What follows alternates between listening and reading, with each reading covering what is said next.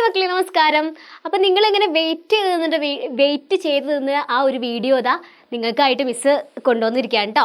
അപ്പോൾ എടാ, നമ്മുടെ എക്സാം ഇതാ അടുത്തു അല്ലേ? അപ്പോൾ എന്തൊക്കെയാണ് പഠിക്കാനുള്ളത്, ഏത് രീതിയിലാണ് പഠിക്കേണ്ടതെന്നൊക്കെ ഒരുപാട് സംശയമായിരിക്കും എല്ലാവർക്കും. ചിലപ്പോൾ ഇങ്ങനെ ടെൻഷൻ്റെ അങ്ങേ അറ്റത്ത് നിൽക്കുന്നവരായിരിക്കും ഓരോരുത്തരും അല്ലേ? യെസ്, ടെൻഷൻ ഉള്ളവരുണ്ടായിരിക്കും, ടെൻഷൻ ഇല്ലാത്തവരായിരിക്കും, കൂളായിരിക്കുന്നവരുണ്ടായിരിക്കും അല്ലേ? യെസ്, പല തരത്തിലുള്ള കുട്ടികൾ എൻ്റെ മുന്നിൽ ഇരിക്കുന്നുണ്ട്, മിസ്സിന് അറിയാം. എടാ, നമ്മുടെ എക്സാമിന് ഈ ക്വസ്റ്റ്യൻ പേപ്പർ ഓപ്പൺ ചെയ്യുമ്പോൾ നിങ്ങൾക്ക് ഈ ചോദ്യങ്ങളെ നിങ്ങൾക്ക് പ്രതീക്ഷിക്കാം. ഇതേ ഉണ്ടാവുള്ളൂടാ, ഇതേ ഉണ്ടാവുള്ളൂ. അപ്പോൾ ഇതൊക്കെ എങ്ങനെയാണെന്ന് പഠിച്ചു വെച്ച് പൊക്കോളൂ. ഇനി അത് എന്തൊക്കെയാണെന്ന് വേഗം കാണിച്ചു കൊണ്ടാ മിസ്സേന്നായിരിക്കും ഓരോരുത്തരും അല്ലേ? യെസ്, എടാ, വായിക്കാം എഴുതാം ആ ഒരു പാരഗ്രാഫ് തന്നിട്ട് ഇനിയിപ്പോൾ ഒരു കവിത ആയിക്കോട്ടെ, ഒരു കഥയായിക്കോട്ടെ, ഒരു പദ്യഗദ്യം ആയിക്കോട്ടെ, നിങ്ങൾക്ക് ആദ്യം അത് തരും. എന്നിട്ട് അതിനെ ബേസ് ചെയ്തിട്ടുള്ള കുറച്ച് ക്വസ്റ്റ്യൻസ് ആയിരിക്കും അടിയിൽ ഉണ്ടായിരിക്കുക.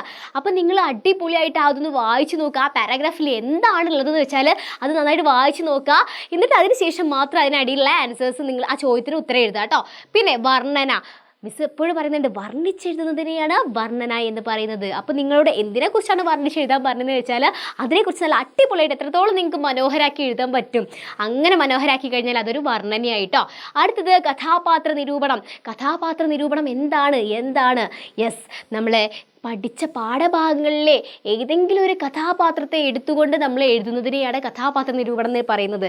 ആ ഒരു കഥാപാത്ര നിരൂപണം അറിയണമെങ്കിൽ നിങ്ങൾക്ക് ഓരോ കഥാപാത്രങ്ങളെയും നന്നായിട്ട് അറിഞ്ഞിരിക്കണം അല്ലേ? മിസ് ഏതൊരു പാഠം എടുക്കുമ്പോഴും നിങ്ങളോട് പറയാറുണ്ട് അതിലെ കഥാപാത്രങ്ങളെയൊക്കെ ഓർമ്മിച്ച് വെക്കണം, നിങ്ങൾക്ക് ഉപകാരപ്പെടുന്നുള്ളത്. അടുത്തത് പോസ്റ്റർ. എന്തിനെക്കുറിച്ചും ആയിരിക്കാം പോസ്റ്റർ തയ്യാറാക്കാൻ പറഞ്ഞത്. എന്തിനെക്കുറിച്ചാണെങ്കിലും നല്ല അടിപൊളിയായിട്ട് നല്ല ബോർഡറൊക്കെ കൊടുത്തിട്ട് നല്ല കാണുമ്പോൾ വാവെന്ന് തോന്നിക്കുന്ന രീതിയിലായിരിക്കണം നിങ്ങൾ പോസ്റ്റർ തയ്യാറാക്കേണ്ടത്. അടുത്തത് വിശകലനക്കുറിപ്പ്. വിശകലനക്കുറിപ്പ് ഏത് രീതിയിലാണ് എഴുതേണ്ടതെന്നൊക്കെ മിസ് നിങ്ങളോട് പറഞ്ഞു വെച്ചിട്ടല്ലോ. ആ വീഡിയോസൊക്കെ നമ്മുടെ ചാനലിലുണ്ട്, അപ്പോൾ എല്ലാവരും പോയിട്ട് അത് കാണുക കേട്ടോ. അടുത്തത് അനുഭവക്കുറിപ്പ്. ഒരുപാട് അനുഭവങ്ങളുള്ളതായിരിക്കില്ലേ നിങ്ങൾ? ഒരുപാട് അനുഭവങ്ങളുണ്ടായിരിക്കില്ലേ? നല്ല അനുഭവങ്ങൾ ഉണ്ടായിരിക്കും, അതേപോലെ തന്നെ നമ്മൾ മറക്കാനാവാത്ത അനുഭവങ്ങൾ ഉണ്ടായിരിക്കും. നിങ്ങളോട് എന്തിനെ കുറിച്ചിട്ടാണ് അനുഭവക്കുറിപ്പ് എഴുതാൻ പറഞ്ഞതെന്ന് വെച്ചാൽ അതിനെക്കുറിച്ച് നല്ല അടിപൊളിയായിട്ട് എഴുതുക കേട്ടോ. അടുത്തത് കത്ത്. നിങ്ങൾ കത്ത് എഴുതുന്നവരാണോ? ഇപ്പം ആരെ കത്ത് എഴുതുന്നത് അല്ലേ? ഇപ്പോൾ ഫോണും കാര്യങ്ങളൊക്കെ ഉണ്ടല്ലോ, വിളിക്കുകയല്ലേ ചെയ്യുന്നത്. പണ്ട് കാലങ്ങളിലൊക്കെ സുഖവിവരങ്ങളൊക്കെ അന്വേഷിക്കണമെങ്കിൽ അറിയണമെങ്കിലൊക്കെ എന്താ ചെയ്യുന്നത്? കത്ത് എഴുതുക ചെയ്യുന്നത്. അപ്പോൾ ഇതേപോലെ നിങ്ങൾക്കൊരു പ്രവർത്തനം വന്നു കഴിഞ്ഞാൽ കത്ത് എങ്ങനെ എഴുതേണ്ടത് മിസ് പറഞ്ഞു തന്നിട്ടുണ്ടല്ലോ. ആ ഫോർമാറ്റ് കാര്യങ്ങളൊക്കെ യൂസ് ചെയ്തുകൊണ്ടായിരിക്കണം നിങ്ങൾ കത്ത് എഴുതേണ്ടത്. അപ്പോൾ എന്തായാലും മക്കളെ, നിങ്ങളെ ക്വസ്റ്റ്യൻ പേപ്പറിൽ ഈ ആക്ടിവിറ്റീസ് ഒക്കെ എന്തായാലും ഉണ്ടായിരിക്കും. നന്നായിട്ട് പഠിച്ചു പൊക്കോളൂ. അപ്പോൾ എല്ലാവർക്കും ഓൾ ദി വെരി ബെസ്റ്റ്. അപ്പോൾ നമുക്ക് എക്സാം കഴിഞ്ഞ് കാണാം അല്ലേ? ബൈ.